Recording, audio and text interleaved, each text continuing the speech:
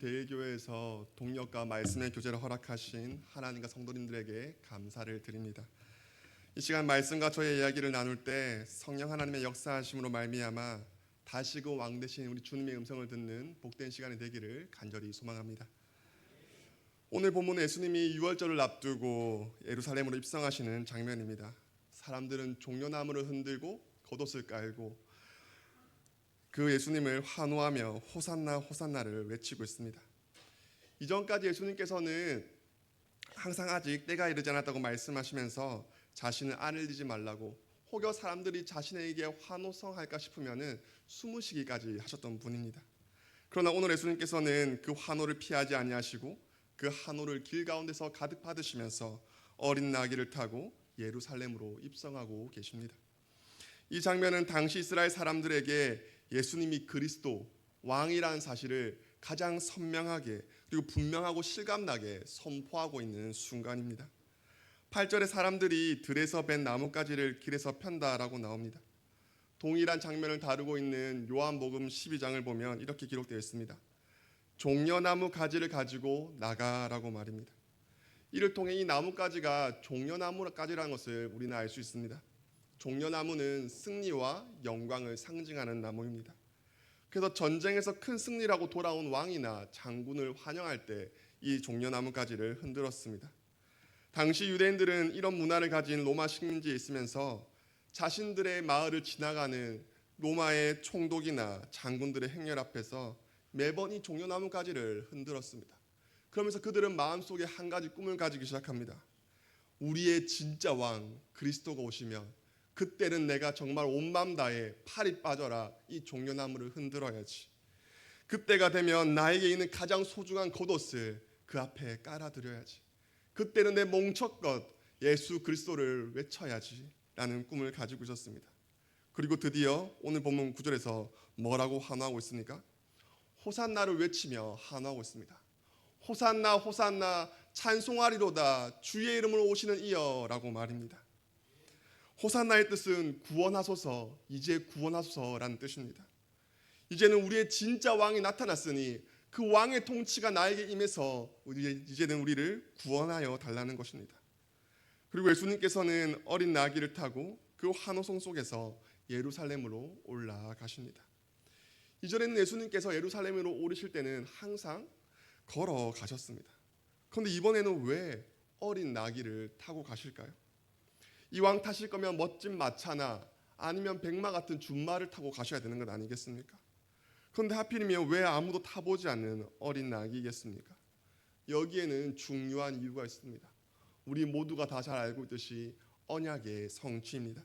스가랴 9장 9절 말씀 우리 같이 한번 읽어보겠습니다. 시작. 시온에 따라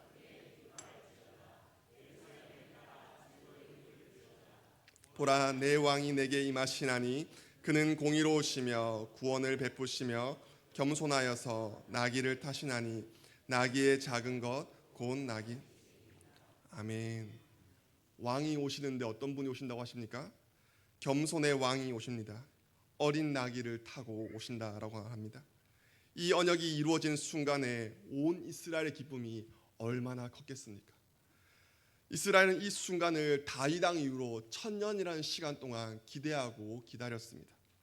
그러니 이스라엘의 기쁨과 환호성, 그 데시벨을, 그 크기를, 그 뜨거운 함성을 상상조차 할 수가 없습니다. 그런데 이런 순간이라서 너무나 아쉬운 것이 있습니다. 바로 어린 나귀를 타신 예수님이 너무나도 초라해 보인다는 사실입니다. 왜냐하면 지금 6월절이 다가온 시기에는 다른 두 명의 왕이 예수님보다 앞서 예루살렘으로 입성하였기 때문입니다. 그 장면과 지금 예수님의 모습은 너무나도 비교가 되었습니다.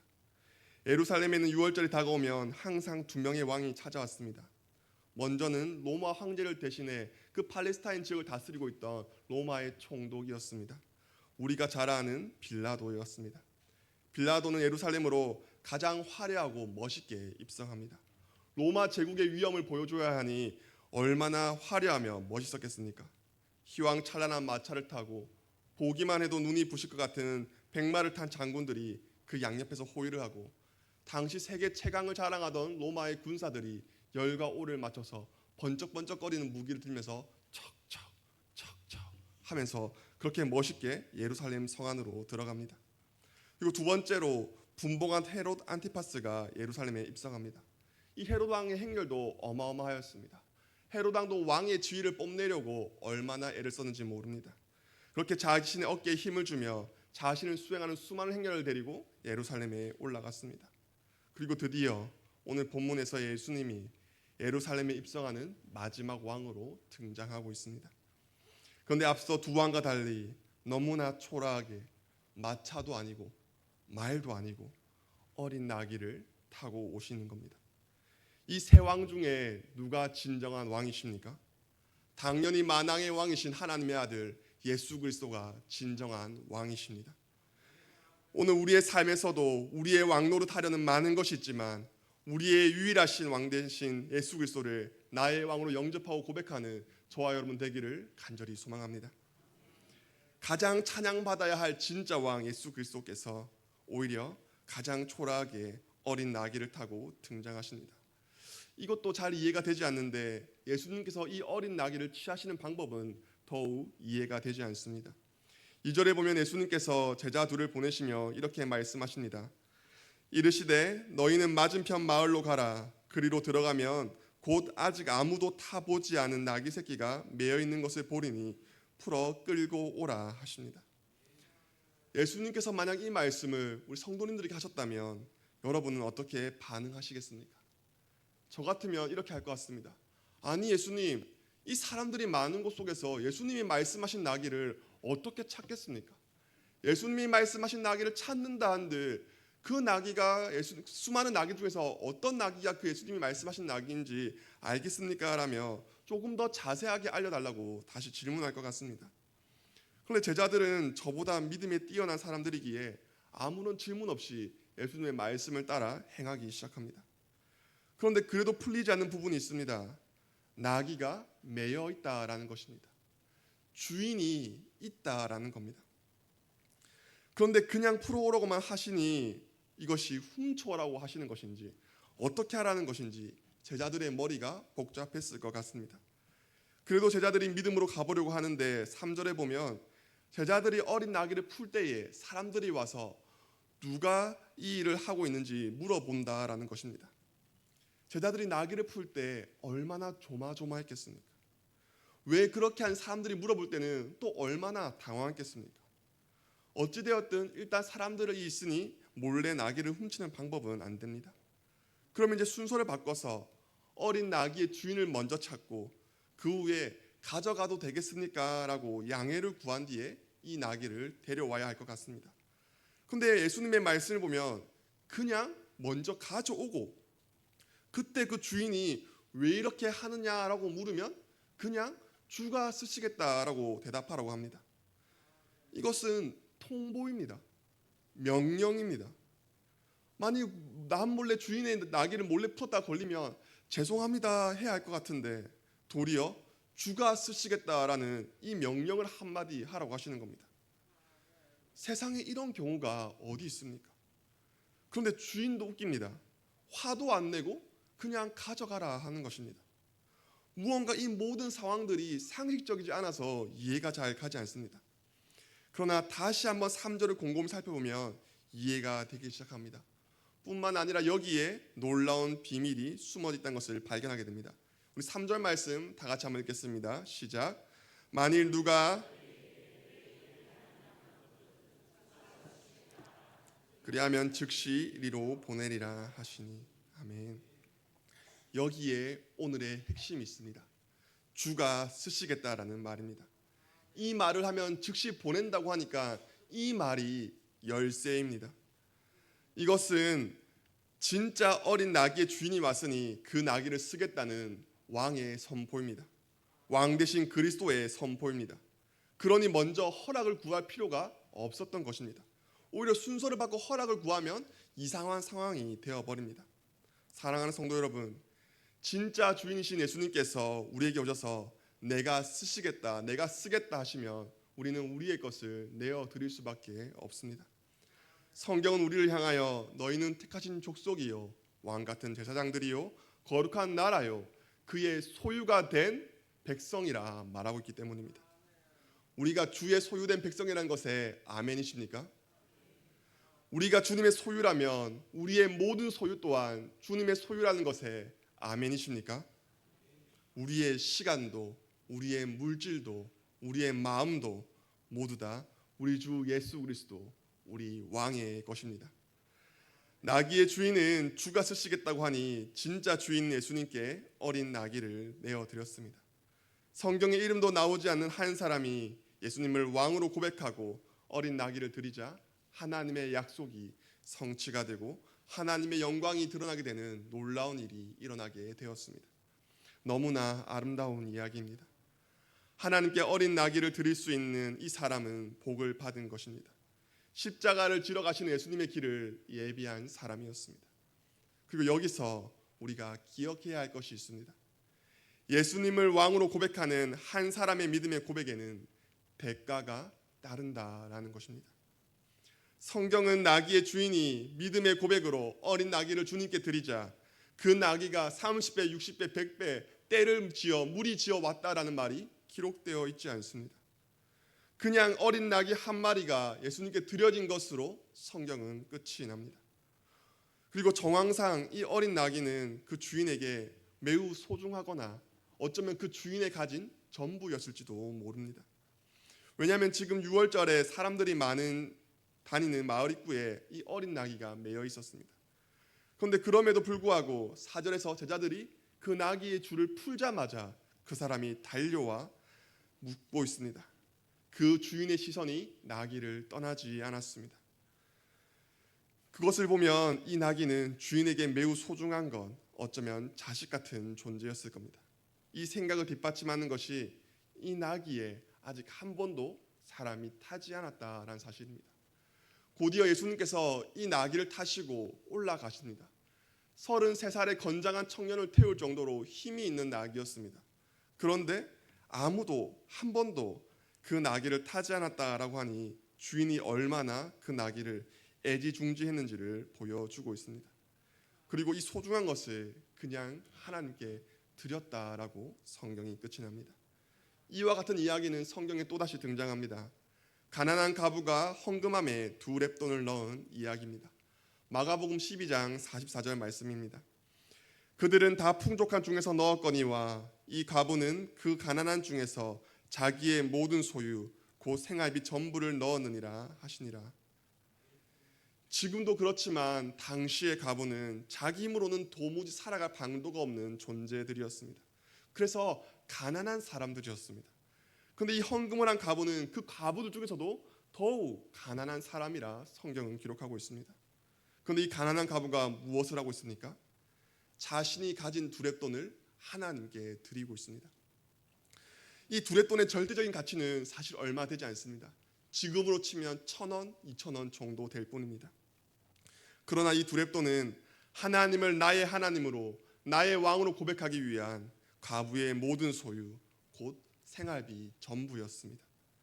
하나님을 나의 왕으로 고백하기 위해 이 과부는 생명을 드린 겁니다. 그래서 예수님께서 이 가난한 과부는 헌금함에 넣는 모든 사람들보다 많이 넣었도다라고 말씀하십니다. 그런데요, 이 이야기도 여기서 끝이 납니다. 마침내 이 과부가 거부가 되었더라는 말씀이 성경 어디에도 등장하지 않습니다. 하나님을 나의 왕으로 고백하기 위해 가장 귀한 것을 드렸다. 그리고 하나님께서는 그것을 가장 귀하게 받으셨다라는 것으로 성경은 마무리 짓고 있습니다. 나귀의 주인이 예수님께 드린 어린 나귀도 멋진 준마와 마차에 비하면 비교도 할 수 없는 보잘것없는 것이었습니다. 값으로 따지면 비교조차 안 되는 것이었습니다. 하지만 분명한 건 나에게 소중한 무언가가 내 손을 떠나 없어졌다라는 것입니다. 대가를 지불하고 믿음을 고백한 겁니다. 우리도 하나님을 나의 왕으로 고백하고 싶어 합니다. 머리로는 그것이 얼마나 좋은지 아는데, 얼마나 그것이 영광스러운지 아는데 내가 막상 그 고백의 자리에 서려고 하면 쉽지가 않습니다. 실제로 우리의 삶에서 고백되기가 어렵습니다. 사실 우리가 주님의 것이고 우리의 모든 것이 다 주님의 것이니 그냥 주님께 모든 것을 내어드리면 됩니다. 우리는 충분히 그렇게 할 수가 있습니다. 그런데 드리려고 하면 조금 곤란해집니다. 부담스럽고 힘이 듭니다.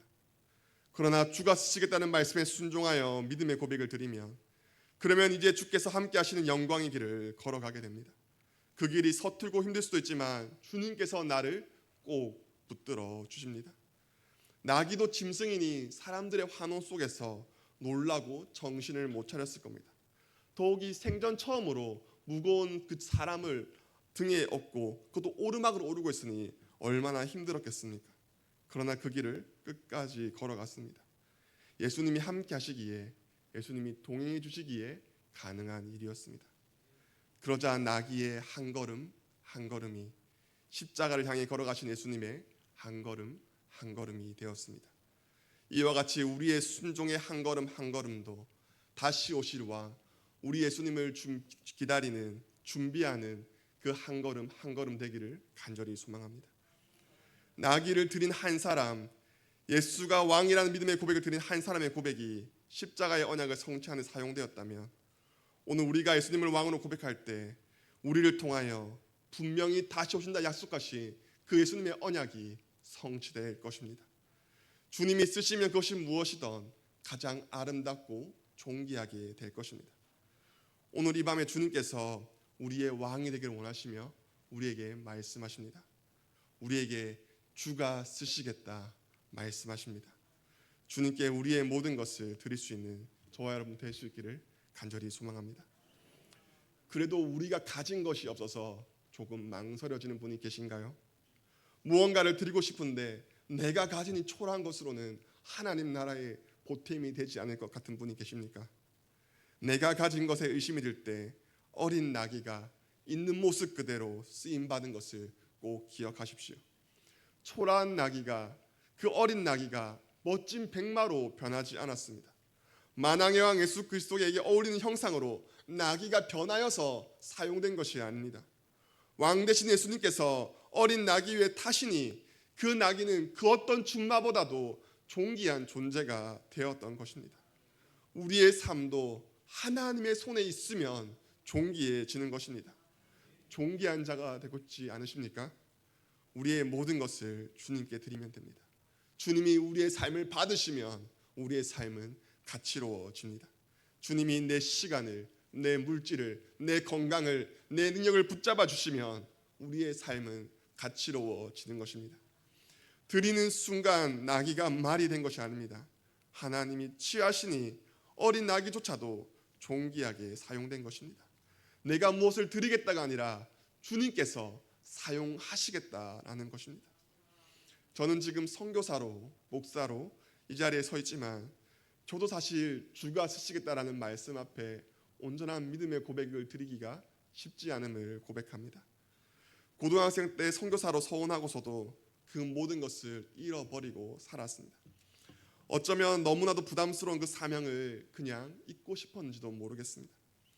그러다 대학교 1학년 때 사춘기 때도 하지 않았던 방황을 하기 시작하였습니다. 그렇게 하나님의 말씀대로 살지 못하는 모습에 나는 이제 죄인이라서 안 된다고, 그렇게 주가 쓰시겠다는 그 부름 앞에, 그 말씀 앞에 도망쳐 버렸습니다. 그러나 하나님께서는 도망치는 저를 사로잡아 사랑한다 말씀해 주셨습니다. 그러나 이 놀라운 구원의 은혜도 불구하고 저는 순종의 자리, 사명의 자리로 곧장 달려가지 못했습니다.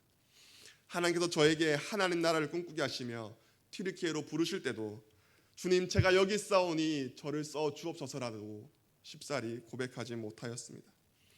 대학교 3학년 때 하나님이 저에게 보여주신 튀르키예 이스탄불은 분명 매력적이고 이상적인 사역지였습니다. 수많은 튀르키예 청년들이 모이는 것은 당연하고 그 주변에 있는 아랍, 북아프리카, 발칸반도, 중앙아시아 그 모든 지역에서 20만 명이 넘는 무슬림 유학생들이 그 이스탄불이라는 곳에 모여 있었기 때문입니다. 제 머릿속에는 이 이스탄불에서 복음을 듣고 다시금 수많은 이슬람 나라로 흩어져 가는, 선교하는 그 꿈이 그려지면서 심장이 두근거리기 시작했습니다. 그리고 선교사님의 직접적인 콜링도 있었습니다. 그러나 저는 겸손은 가장한 거절을 하였습니다. 하나님, 저는 아직 하나님의 복음에 어울리는 화려한 마차도 멋진 준마도 아닙니다. 그러니 지금 모습 말고 조금 더 멋진 모습이 되면, 조금 더 괜찮은 사람이 되면 그때 오겠습니다라며 그 부르심을 거부하였습니다. 대신 해마다 선교지를 방문하겠다고 하나님께 절충안을 제시하였습니다. 그리고 1년 뒤 다시 찾은 튀르키예에서 2주간의 단기 선교 기간 동안 놀라운 일이 일어났습니다. 하나님께서는 말도 잘 통하지 않는 저를 사용하셔서 제가 만난 모든 사람들에게 복음을 전하게 하시고 그 모든 사람들이 아멘으로 하나님을 믿는 놀라운 일이 일어났습니다. 저는 아직 준비가 안 되었다고 말하였는데 하나님께서는 복음이 능력이라 말씀해 주셨습니다. 그러면서 제가 가지고 있던 상식을 하나하나 깨셨습니다. 저는 세상에서 영향력 있는 사람이 되어서 사람들이 내 말에 귀를 기울여 줄 때 그때 복음을 전해야 한다고 생각했는데, 그래서 좀 더 영향력 있는 괜찮은 사람, 근사한 사람이 되고 싶었습니다. 그런데 사람들이 제 말을 듣고 아멘으로 화답한 순간은 제가 그 나라 말도 제대로 하지 못하고 어버버거릴 때였습니다. 멋진 슈트를 입고 있었던 상황이 아니라 그냥 스포츠웨어, 남루한 추리닝 바람으로 배낭 하나 메고 돌아다니는 순간이었습니다. 제가 어떤 스펙을 가지고 얼마나 열심히 사는 사람인지 그 사람들은 조금도 모를 때였습니다. 하나님께서는 제게 주가 쓰시면 된다라는 것을 경험하게 해주셨습니다. 그래서 곧장 졸업을 앞두고 1년 단기 선교를 가게 되었습니다. 그런데 호기롭게 시작한 이 1년 단기 선교에서 얼마 못 가 위기를 만났습니다. 처음에는 자신만만하게 복음을 전하였습니다. 왜 그렇지 않았겠습니까? 전하는 사람마다 아멘 아멘 하니까 신이 나서 복음을 전했습니다. 그런데 제가 복음을 전하니까 어느 순간 하루 이틀 지나가면 갈수록 사람들이 저를 보는 눈빛이 조금씩 달라지는 것 같은 것을 느꼈습니다.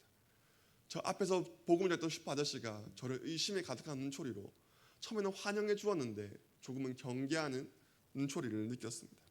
그리고 그때 저는 갑자기 말할 수 없는 두려움에 휩싸여 버렸습니다. 복음을 전하는 것이 너무 두려웠습니다. 복음을 전하다가 추방당하면 어떡하지? 쫓겨나면 어떡하지? 내가 잘못되면 어떡하지? 하는 두려움이었습니다. 이게 얼마나 심했는지 길거리에서 전도지를 하나 받았습니다. 근데 전도지를 보니까 예수라는 글자를 보게 되었습니다. 그래서 제가 그것을 읽지 못하고 바로 그 전도지를 가슴 품에 품고 막 기숙사로 달려왔습니다. 그래서 사전을 찾아보면서 전도지를 막 해석해 보니까 예수님의 어머니를 믿으라라는 것이었습니다. 이단의 전도지였던 것입니다. 제가 그때 얼마나 부끄럽고 울었는지 모릅니다. 이단도 목숨 걸고 길거리 한복판에서 전도하고 있는데 진리를 가진 내가, 하나님을 사랑한다고 고백했던 내가 조금 내 안위가 어쩌게 될까 봐 두려워가지고 복음을 전하지 못하던 그 제 삶이 너무나 부끄럽고 죄송했습니다. 그리고 이러한 일은 자연스럽게 장기 사역에 대한 부르심으로 이어지게 되었습니다. 하나님의 사랑을 알고 선교까지 나아온 열심도 있는 나도 하나님의 복음을 전하는 것이 두렵다면 내가 복음을 전하는 이 사람들은 두렵지 않을까? 내가 복음을 전하는 이 사람들이 다시금 예수님을 전할 수 있을까 하는 생각이 저의 생각을 떠나지 않았습니다. 그래서 저는 그 하나님의 부르심 가운데 순종하겠다고 기도해야 되는데 사실은 순종할 수가 없었습니다. 왜냐하면 멋진 준마에 비하면 어린 나귀와 같은 보잘것없는 제 인생이지만 그래도 저에게는 쉽사리 드리기 아까운 두랩돈 같은 저의 인생이었기 때문입니다. 그래서 저는 불순종하기 위해서 기도했습니다. 하나님, 갑자기 왜 이러십니까? 중학교 때부터 하나님이 저에게 주신 꿈이 있지 않습니까? 교수가 돼가지고 멋있게 복음을 전하는 일이 제 마음속에 아직 꿈틀꿈틀거리고 있습니다. 근데 갑자기 왜 지금 저를 부르십니까 하는 그런 원망 섞인 불평의 기도가 시작되었습니다. 근데 그러던 중에 제 마음 가운데 한 가지 질문이 떠올랐습니다. 규광아, 너는 언제 가장 행복하니? 라는 질문이었습니다. 그때 제가 마침 불순종하기 위해서 철회하고 금식 기도를 하고 있었거든요. 그래서 하나님, 지금이 제일 행복합니다. 하나님을 예배하는 순간이 제일 행복합니다라고 얼떨결에 대답하여 버렸습니다. 그러자 제 마음 가운데 또 다른 질문이 생겼습니다. 그러면 내가 너의 예배를 받아주기만 하면 너는 행복할 수 있겠니? 라는 질문이었습니다. 그 질문 앞에 저는 더 이상 어떤 말도 할 수가 없었습니다. 주님, 제가 청소부가 되어서 집시처럼 거리에서 쓰레기를 주우며 산다 할지라도, 아무도 내가 누구인지 모른다 할지라도 주님이 저의 예배를 받아주신다면 그것이면 충분합니다 라고 고백해 버렸습니다. 그런데 그렇게 고백하고도 저는 틈만 나면 이 사명 자리를 도망치려 하였습니다. 그렇게 대학을 졸업한 후에 하나님, 저는 이제 돈이 없어서 선교할 수 없습니다. 제가 가진 모든 돈, 알바했던 모든 돈 단기 선교 가는데 다 썼습니다. 그렇게 하나님 앞에 사명 자리를 거부하려고 할 때 하나님께서는 정부 초청 장학생이라는 길을 여셔서 이슬람 선교를 위한 돈으로 하나님 나라 선교를 하게 하셨습니다. 그렇게 이제 장기 선교사로의 저의 평신도의 삶이 시작되었습니다. 이제 저는 저에게 장밋빛 미래가 있을 줄 알았습니다. 그런데 도착하니까 영어가 저의 발목을 잡았습니다. 이 국비 유학생을 신청할 때 저도 이상하게 생각했습니다. 분명 토플 성적이 필요해야 할 텐데 토익 성적으로 가능하다라고 하는 것이 신기했습니다. 근데 제가 가진 게 토익 성적밖에 없어가지고 토익 성적을 내고 그 국비 유학생 프로그램에 합격을 하였습니다. 근데 대학원을 가보려고 하니까 토익 성적으로 안 된다라는 겁니다. 토플 성적을 가져와라라는 겁니다. 그래서 모든 것을 다 통과했지만 학교에서 저를 거부해가지고 한 2년의 시간 동안 이 학교 저 학교를 떠돌게 되었습니다. 어느덧 저에게는 감사했던 기도의 제목이 불평의 제목으로 바뀌어가고 있었습니다. 그러던 중에 또 한국에서 물건을 수입하는 일을 해보지 않겠니? 저는 그때 평신도 선교사가 있었으니까 비즈니스를 하지 않겠니라는 제안이 와서 하나님이 이렇게 길을 여시나 보다 하고 또 준비하고 있는데 갑자기 경제 위기가 와가지고 달러가 3배가 올라버렸습니다. 그래서 그것도 사업을 제대로 하지도 못하고 준비만 하다가 허송세월을 보내었습니다. 그리고 또 한 번은 한국어 학원을 차리자라는 제안이 왔습니다. 제가 그때 사역하면서 한국어 캠프를 열고 한국어 교실을 열고 여러 가지 문화 사역들을 많이 했었기 때문에 그렇게 저를 알게 된 사람이 이제 여기서 한국어 학원을 차려보자라는 제안을 받았습니다. 그래서 실제로 그 모든 일이 다 진행되었습니다. 건물도 사고 제 집도 다 마련하고 이제 한국에 들어와서 제가 이제 다른 도시에 가서 한국어 학원으로 사역하겠습니다라고 보고하던 순간이었습니다. 근데 그때 갑자기 뉴스가 터집니다. 쿠데타가 터졌다라는 겁니다. 쿠데타가 터져가지고 군부 세력과 교육부 라인이 다 숙청되었습니다. 저에게 그 학원 사업을 같이 중간에서 어레인지하던 그 친구도 연락이 두절되었습니다. 지금까지 연락이 되지 않습니다. 튀르키예에서의 제 삶은 실패의 연속이었습니다. 그래서 포기하고 싶었습니다. 하나님께 내 인생 전부를 드렸는데 아무리 시간이 흘러도 가난한 과부가 마침내 거부가 되었다는 소식이 제 인생 가운데 들려오지 않았기 때문입니다. 하나님께 헌신했더니 잘 살게 되었다라는 그 희망의 소식이 제 삶 가운데 들려오지 않았기 때문입니다. 그러나 놀라운 것은 실패하는 제 인생 속에서도 계속해서 복음이 전해지고 믿는 자가 생겨났다라는 것입니다. 10명가량의 청년들이 모이는 교회가 그 땅 가운데 세워지게 되었습니다. 10명은 안 놀라시죠? 터키에 예수 믿는 사람이 총 5,000명입니다. 그 중에 10명이 세워졌다라는 겁니다. 저의 나라는 망해가는데 하나님의 나라는 흥왕해져 가고 있었습니다. 그리고 어느 날 한 친구가 저를 찾아와 이렇게 말했습니다. 그 친구는 해군 사관학교를 다니는 친구였고 아버지가 쿠데타 연루되어서 퇴학을 당하고 이스탄불로 강제 전학을 당한 친구였습니다. 그러니까 쿠데타 때문에 저는 가야 할 곳을 가지 못하고 백수가 된 상황이었고 이 친구도 자신의 모든 꿈을 잃고 그렇게 이스탄불에서 만나게 된 친구였습니다. 그리고 이 친구에게 복음을 전하였었습니다. 이 친구가 저에게 형이라 말했는데 이렇게 말했습니다. 형은 학원을 잃고 나는 학교를 잃었는데 우리는 하나님 나라를 얻었다. 형은 나를 얻었다 라고 말해 주었습니다. 하나님은 땅의 열매 없음을 보고 낭망하는 저에게 하늘 상급으로 위로해 주셨습니다. 하나님께서는 이 땅에서 실패하는 인생을 통해서도 주가 쓰시겠다라는 그의 말씀을 신실하게 이루어가 주셨습니다. 그러나 그럼에도 불구하고 주가 쓰시겠다는 말씀을 다시 마주한 이 순간 다시금 선교의 걸음을 떼려는 이 순간 여전히 불안한 생각이 먼저 듭니다. 먼저 그의 나라와 의를 구하기가 저도 쉽지가 않습니다. 눈앞에 놓인 비자 문제, 생존의 문제가 저의 발목을 붙잡고 있습니다. 갑자기 물가가 10배가 올랐다더라. 선교사님들이 3분의 1이 터키를 떠나오고 있단다. 그런데 나는 할 수 있을까 하는 생각들이 저의 생각을 사로잡습니다. 그러나 이제는 그럼에도 불구하고 선하신 하나님을 신뢰하며 주가 쓰시겠다는 말씀 앞에 기어 들어가는 목소리지만 그래도 주가 왕이십니다라는 고백을 해보려 합니다. 사랑하는 성도 여러분, 주가 왕이시라는 이 고백을 우리 함께 고백합시다. 말씀을 맺겠습니다. 예수 그리스도, 예수는 그리스도이십니다.